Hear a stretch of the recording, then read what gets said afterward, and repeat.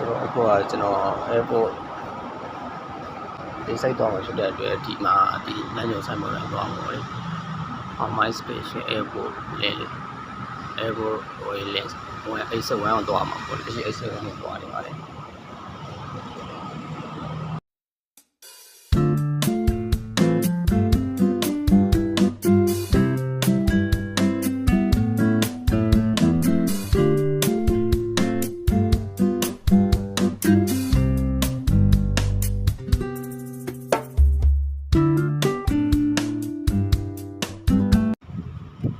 ရှေ့မှာဆိုရင်တော့ကျွန်တော်လေးစိတ်သွားမယ် station မြင်တွေ့နေရပြီဖြစ်ပါတယ်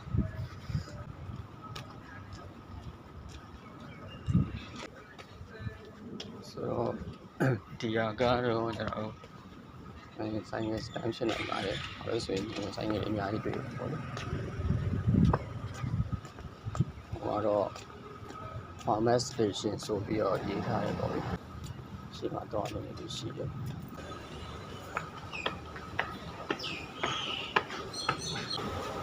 ဘာလို့ station တက်တဲ့လေးကဖြစ်ပါတယ်ကျွန်တော်လက်ရှိရောက်ရှိနေရတာကတော့ Farmer ဖြစ်တာမကလေးပြီးတော့ဆိုရနာချင်းချင်းကိုကြားသိငွေရတော့20ဖတ်တယ်လေ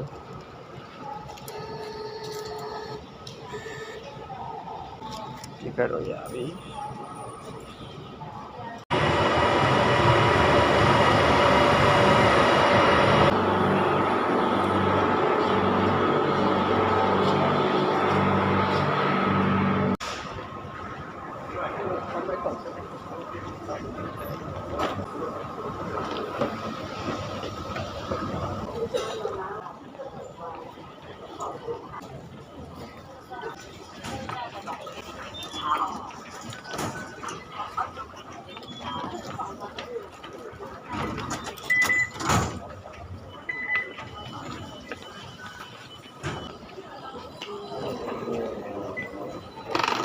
အခုတော့လေးစိတ်တဲ့အခုရောက်ပါပြီ